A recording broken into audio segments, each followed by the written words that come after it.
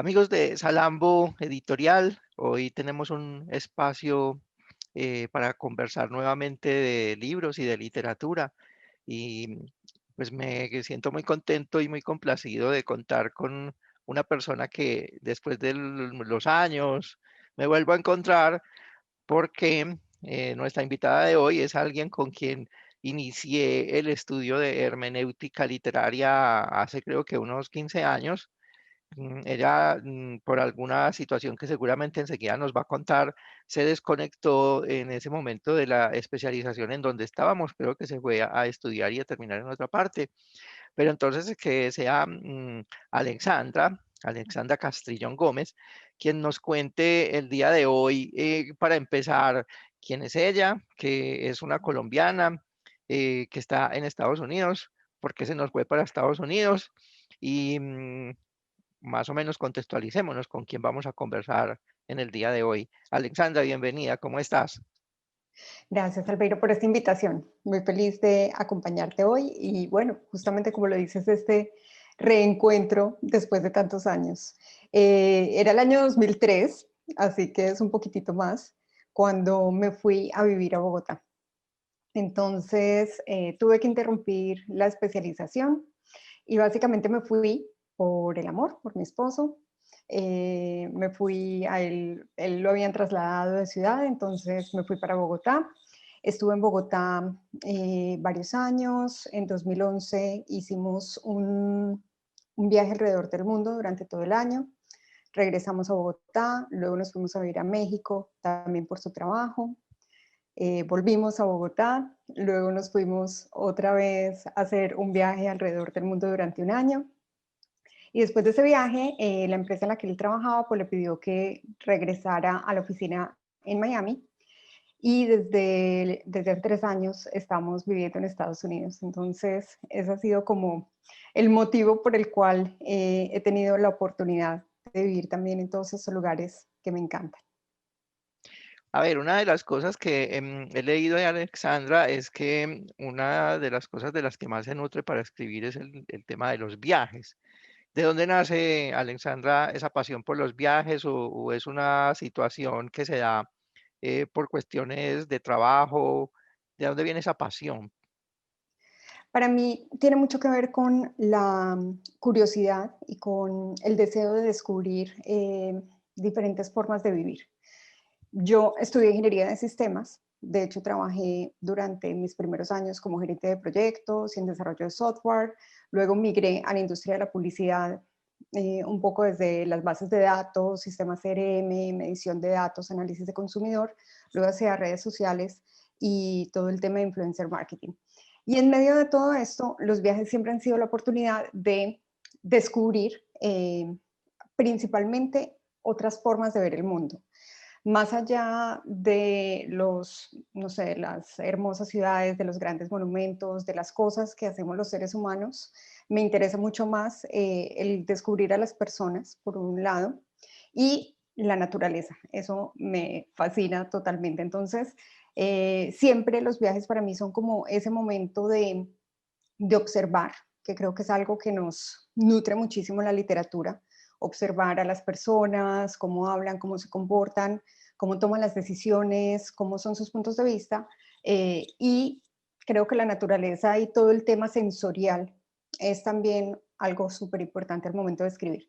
Entonces, si bien he tenido que viajar mucho por trabajo, en realidad los viajes que recuerdo pues con mayor cariño son justamente los que han estado guiados más por la pasión y por el deseo que por el trabajo. Alexandra, tú eres ingeniera de sistemas, yo también soy ingeniero y pues yo digo que yo soy un ingeniero que escribe o un escritor que hace ingeniería. ¿Tú cómo te consideras? Yo creo que en esta clasificación de cerebro izquierdo y derecho, personas más racionales o más creativas, eh, muchos que somos hábiles con los números o con el pensamiento analítico, en algún momento nos sentimos como encasillados a tienes un talento que está enfocado hacia eso, o al menos eso fue lo que me pasó a mí cuando yo estaba eligiendo qué iba a estudiar, que además empecé la universidad muy joven, a los 15 años. tenía como mucha presión de, como eres tan buena para los números, para el análisis, es la ingeniería.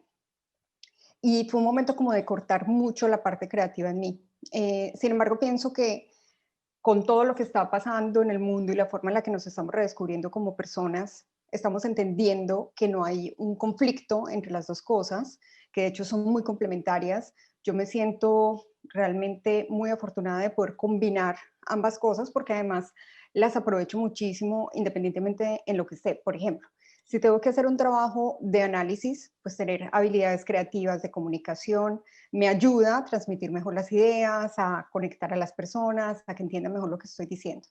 Y cuando escribo, tener una estructura de proyectos, de organizarme, de llevar indicadores, pues me sirve muchísimo para que mi trabajo como escritora sea más organizado, un poco más metódico. Entonces creo que hay que valorar justamente que podamos tener el balance y ojalá todas las personas, independientemente de que se consideren más de un lado o del otro, exploren ese otro lado, porque eso les va a servir muchísimo en la vida y en todo. Sin embargo, llegó un momento donde hiciste un pare, ¿sí? Y finalmente dijiste, bueno, lo que yo quiero en la vida desde el punto de vista de la pasión, lo que me gusta es la literatura, me voy a dedicar a escribir. ¿Cómo, qué tan fácil fue y cómo tomaste esa decisión? Bueno, en, a lo largo de mi carrera profesional, dedicada ya un poco más al mercadeo que a la ingeniería como tal, yo sentía como ese deseo de darle más espacio a la literatura en mi vida. Sin embargo, siempre había un proyecto súper importante o un nuevo trabajo o un cambio de país y lo fui dejando. Entonces, en 2017, cuando fue el momento como del segundo viaje alrededor del mundo, yo dije, bueno, voy a renunciar y jamás regreso a la vida corporativa porque me voy a dedicar a la literatura. No funcionó. Un viaje de larga duración, un viaje de un año, es casi que un trabajo de tiempo completo. Uno todos los días está planeando, organizando, si estoy en un país, dónde voy a estar dentro de un mes, qué actividades voy a hacer, etcétera. Entonces, durante ese año realmente no me fluyó tanto como la posibilidad de escribir. Y cuando regresé, que llegamos a Estados Unidos, pues me encontré con una muy buena oferta laboral y de nuevo volví a la empresa. Sin embargo, en 2019, yo cada enero como que me hago un plan muy estructurado y en enero de 2019 dije, bueno, este año voy a escribir y publicar mi primera novela, pase lo que pase. Así que con mi trabajo que era súper exigente, tenía que estar viajando todo el tiempo, lo que hice fue sacrificar horas de sueño realmente para escribir y publicar. Entonces, cuando yo publiqué esta novela y dije, bueno, si teniendo un trabajo tan exigente, un trabajo relacionado con ventas, un trabajo relacionado con coordinar operaciones en distintos países, pude lograr esto. Si yo lo hago tiempo completo, lo puedo potencializar mucho más. Entonces, fue en enero de 2020 cuando ya decidí dedicarme por completo a la literatura. Terminé mi trabajo en diciembre de 2019 y obviamente un punto muy importante pues ha sido el apoyo de mi esposo, porque este es un trabajo en el que se va construyendo y se va creando como desde las bases, es empezar un nuevo estilo de vida a los 42 años, entonces pues es también organizarse mucho y estar dispuesto a tomar riesgos. Hoy estás 100% dedicada a la literatura. Sí, así es. Bueno, entonces, escribiste un libro que se llama Me muero por vivir. Es Correcto. una novela con una carátula muy bonita que ya de entrada le hace pensar a uno en algo que tiene que ver con la vida, ¿cierto? Y además tiene un nombre muy sugestivo, ¿cierto?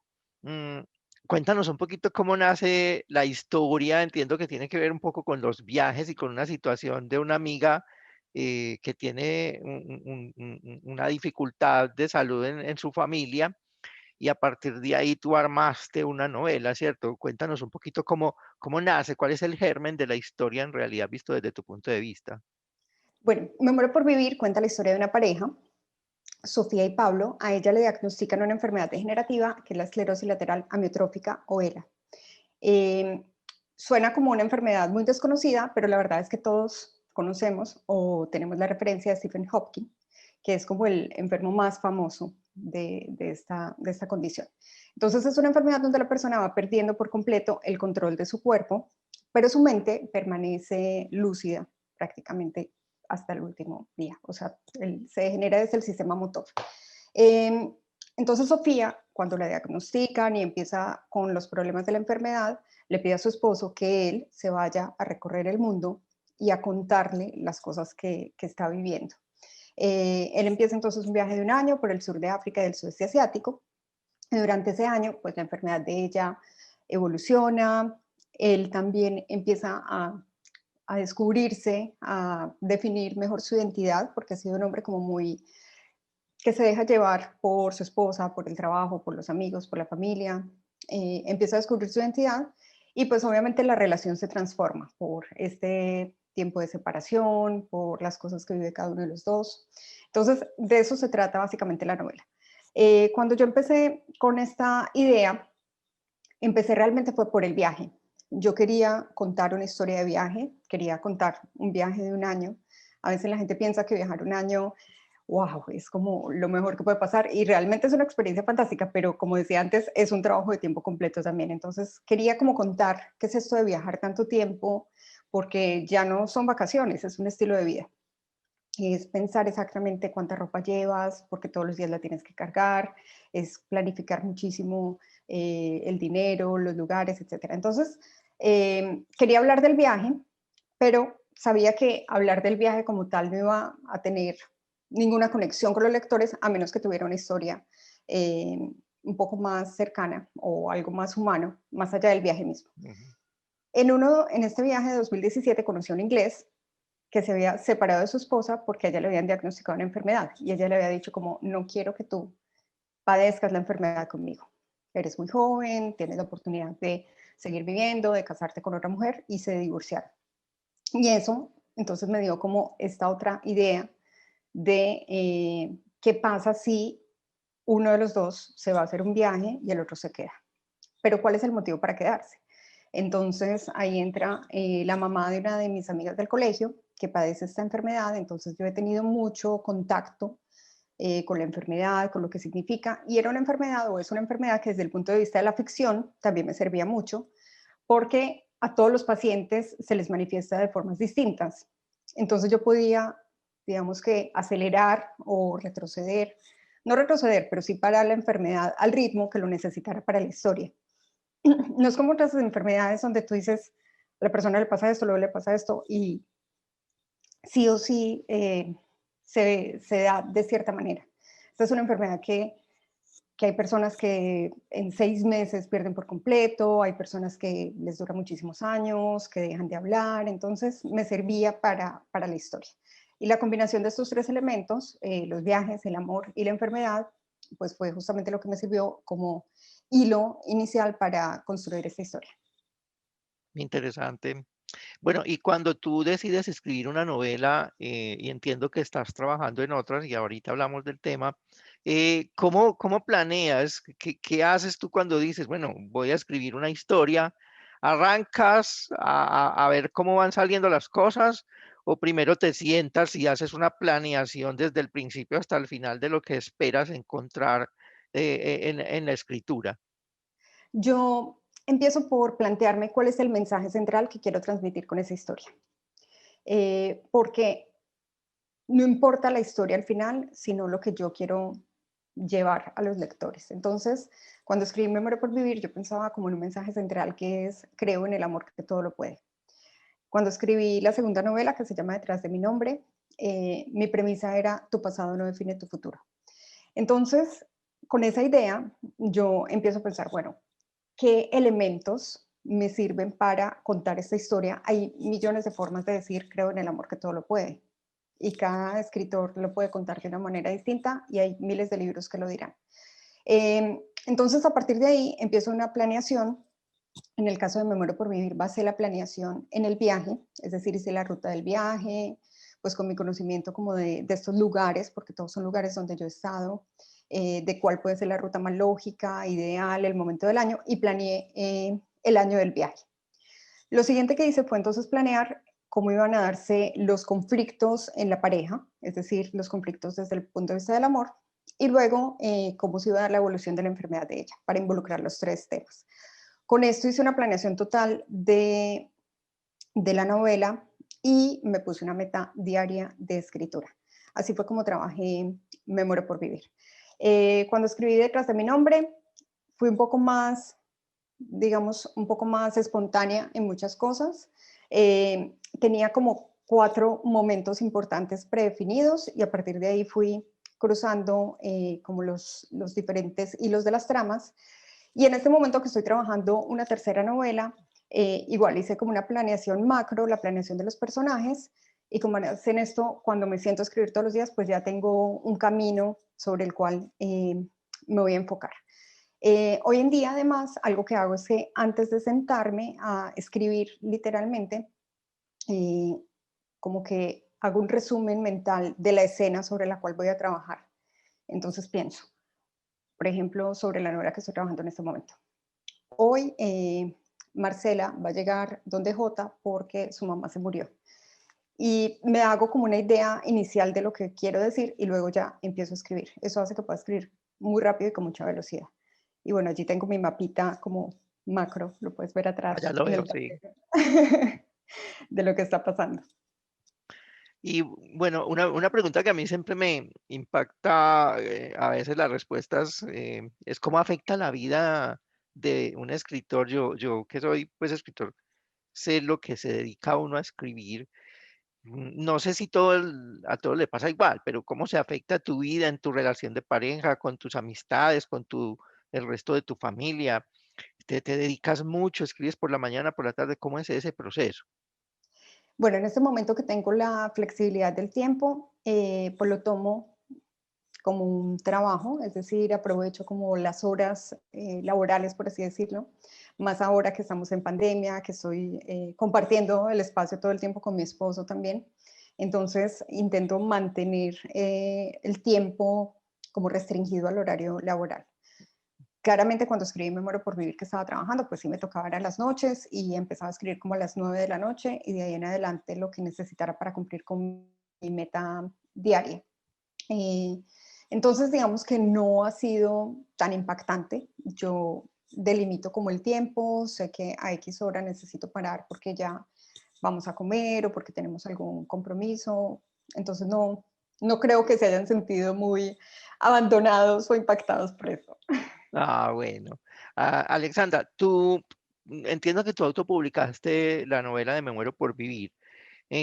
Cuando tú terminaste la obra, digamos, ¿qué pensabas que iba a ser fácil el llegar a ofrecérsela a una editorial, que de pronto lo más difícil era escribirla y que ya pronto ibas a tener el gusto de verla en vitrinas?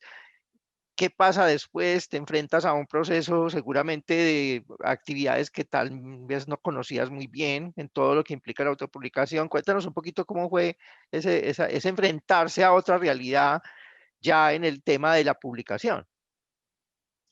Bueno, yo desde el primer momento decidí que iba a autopublicar. Yo no la presenté jamás a ninguna editorial porque mi meta era que la iba a escribir y publicar en 2019. Entonces, después de hacer como una investigación muy básica, dije, esto con una editorial va a ser muy difícil que pase, porque obviamente cada editorial pues tiene sus tiempos, sus procesos, sus prioridades, y pues iba a implicar no solo que yo encontrara la editorial que quisiera trabajarla, sino también que el calendario de la editorial pues me diera espacio, le diera espacio a mi novela y en qué momento lo iba a hacer.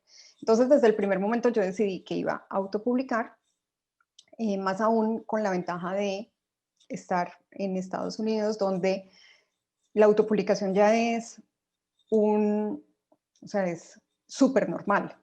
Yo entiendo que en Colombia todavía o en Latinoamérica No, en general, la gente piensa como, ay, no, es que le tocó autopublicar. No, al contrario, acá los autores cada vez más dicen, un momento, yo puedo autopublicar, yo quiero hacerlo a mi manera, yo quiero tener el control. Entonces, al contrario, muchos escritores en Estados Unidos que vienen de casas editoriales se están moviendo a la autopublicación.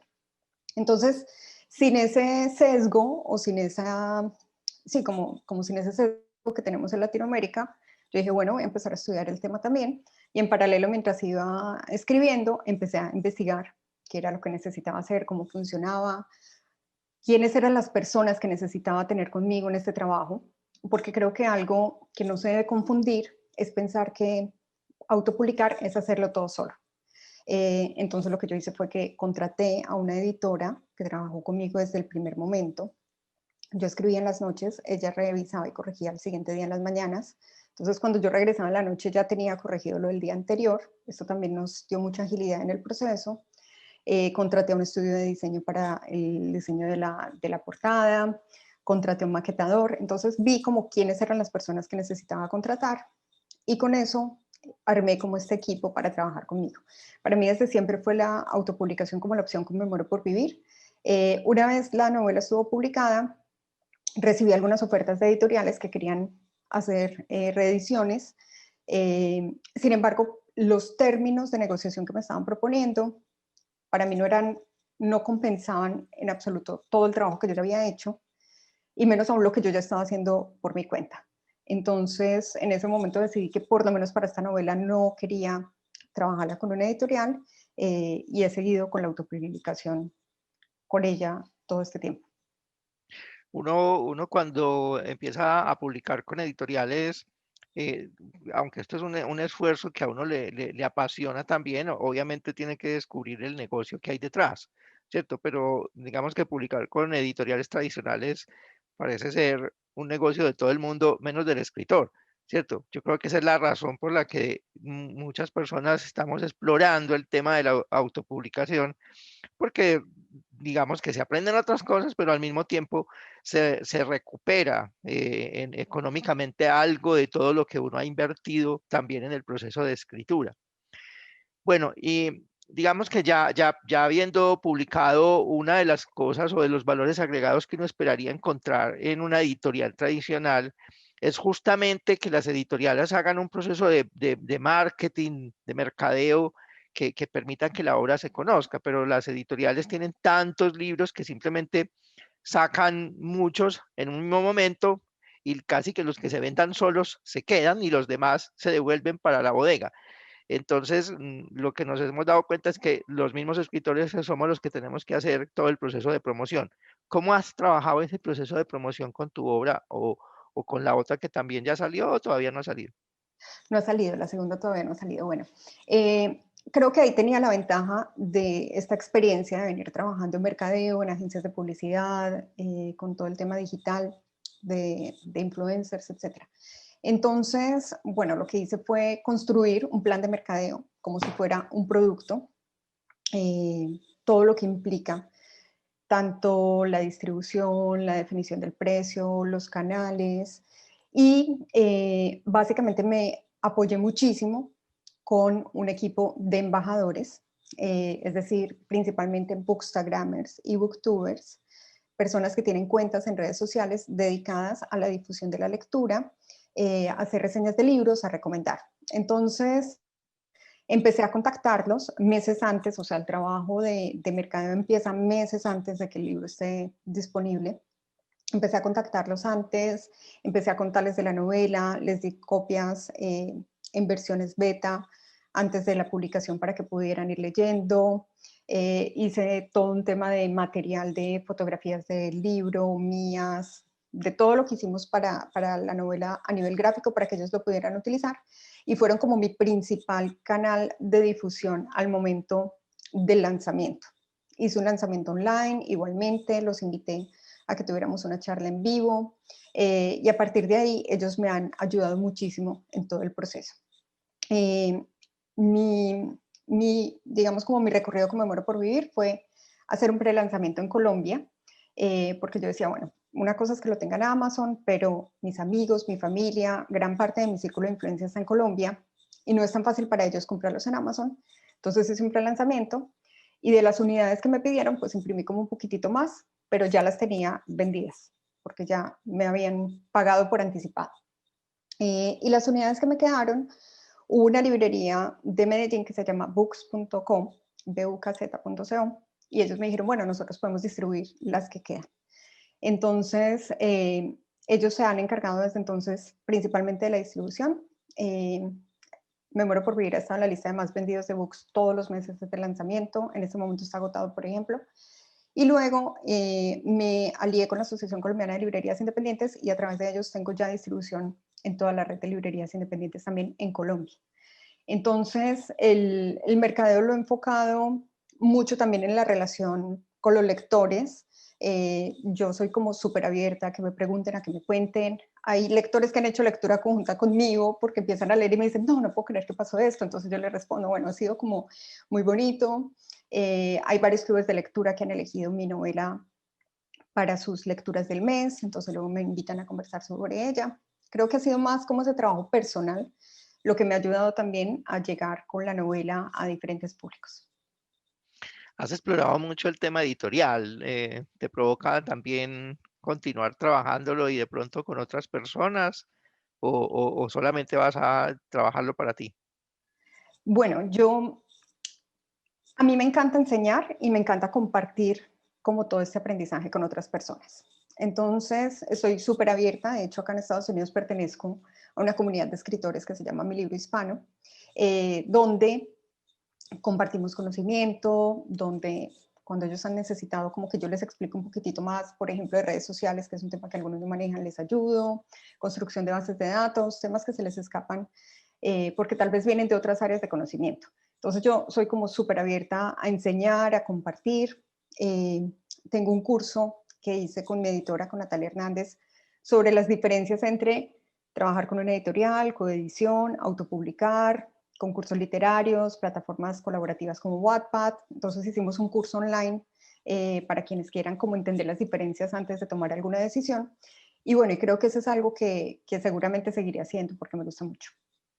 ¿Cómo se llama el curso y dónde se puede conseguir? El curso se encuentra en una plataforma que se llama Hotmart y se llama Alternativas para publicar tu libro. Luego te dejo el enlace para que lo puedas poner acá en las notas de esta conversación. Excelente. Bueno, como para ir terminando, Alexandra, cuéntanos un poquito de esos nuevos proyectos que estás trabajando, uno ya terminado y el otro en proceso. Bueno, entonces el año pasado escribí otra novela que se llama Detrás de mi nombre. En este momento estoy en toda la etapa de prelanzamiento, es decir, hace una semana o 10 días más o menos revelé el nombre. Ayer compartí la sinopsis con mis seguidores. En este momento pueden descargar el primer capítulo de mi página web gratis. Estoy como en todo el proceso de planeación, de mercadeo y de lanzamiento para esta novela, que espero que más o menos en 3 meses ya esté publicada. Esta fue una novela, por ejemplo, en la que tuve un grupo de lectores beta muy grande. Esto es algo que para mí hace parte como de todo el tema de mercado también, y es invitar a los lectores a que me den su punto de vista cuando todavía estoy en medio del trabajo. Hice una convocatoria abierta en mis redes sociales. Creo que tal vez unas 80 personas se inscribieron y de esas hubo como 55 que leyeron la novela y me mandaron sus comentarios. Wow. Entonces, es un grupo amplio, uno tiene que estar como abierto a que van a llegar todo tipo de comentarios y que es un trabajo grande también leerlos, pero fue súper enriquecedor y especialmente encontrar como los puntos en común, porque si hay varias personas que opinan lo mismo, hay que prestar atención, ¿cierto? Entonces, bueno, todo eso es lo que está pasando en este momento con Detrás de mi nombre. Y estoy escribiendo una tercera novela que por ahora se llama Proyecto Alter Ego. Proyecto Alter Ego es simplemente porque pues hay que ponerle un nombre al archivo y a la carpeta en el computador. Al proyecto, sí. Sí, entonces como para no ponerle novela 3, que suena muy triste. Entonces se llama Proyecto Alter Ego. En esta novela decidí retarme con la narración. Entonces, hay una parte de la novela que está narrada en primera persona, en presente y por un protagonista hombre, que para mí fue como un poco salirme de lo que estaba más acostumbrada a ese narrador omnisciente, a la narración en pasado y confrontarme como con este estilo que no había probado antes. rehice toda la primera parte cambiándola hacia esto y estoy muy contenta con el resultado. Espero esta novela terminarla de escribir también este año. No sé si alcance a publicarla este año, pero por lo menos sí tenerla Terminada. lista, el manuscrito. Ujú. Excelente. Bueno, es Alexandra Castrillón Gómez. Alexandra, para las personas que vean el video, que sean escritores que quieren publicar, ¿qué consejo les das? Yo creo que lo primero o lo que a mí más me ha servido es ser valiente ante todos los miedos que me han asaltado en este proceso. Yo tenía muchísimo miedo de exponerme, tenía muchísimo miedo de que a la gente no le gustara, tenía mucho miedo de los temas que estaba tocando. Y solo en el momento en que dije, dejo de escuchar mi crítica personal y decido que esto es lo que quiero hacer, pude avanzar muchísimo. Entonces, lo primero creo que es, si tienen miedo, evalúen si es un miedo real o si es simplemente algo que una creencia limitante que tienen. Si es un miedo real, por ejemplo, alguien dice, bueno, es que yo no he escrito tanto, entonces hagan un plan para compensar ese miedo. Eh, no conozco tanto de técnica, hay miles de cursos, hay cursos gratis, hay cursos pagos, hay coach personales de escritura. Entonces, busquen los recursos para superar ese miedo con conocimiento y rodéense de las personas que realmente les aporten y les ayuden, bien sea un equipo de trabajo, como les contaba, como en mi caso la editora, el estudio de diseño, o sus amigos, o alguien que los apoye. Yo soy como súper abierta de contar siempre los proyectos que estoy y a veces la gente me dice como, ay, pero no te da miedo que la gente te mande malas energías, no sé, hay como un recelo de si cuento lo que estoy va a salir mal. Y yo pienso, yo solo me rodeo de personas que quieren cosas buenas para mí. Entonces, te lo estoy contando y de todo corazón sé que tú y todas las personas que ven este video van a desear que a mis novelas le vaya bien, porque van a desear algo distinto. Entonces, quitémonos los miedos. Todo eso al final es como miedo a algo que no existe. Y nada, a saltar. Adelante. Sí. Excelente. Alexandra, muchas gracias. Queríamos conversar contigo y conocer como todo el proceso que estás haciendo, que me parece muy bonito, muy interesante. Muchos éxitos con los nuevos proyectos que tengas y esperamos seguir viendo obras de Alexandra Castrillón en el mercado. Muchísimas, muchísimas gracias. Encantada y bueno, como les dije, siempre abierta a ayudar, a compartir lo que sé con generosidad, porque pienso que así cuando le va bien a uno, nos va bien a todos. Entonces, bueno, cuando tengan dudas o preguntas, aquí estoy. Gracias. Muy bien, muchas gracias, Alexandra. Y bueno, para todos, muchas gracias por estar viendo este video. Esperamos que les guste mucho y que saquen lo mejor y muchos beneficios todos los que lo estén mirando cuando sea que lo miren. Hasta pronto. Gracias. Gracias, Chao, chao. Alexandra.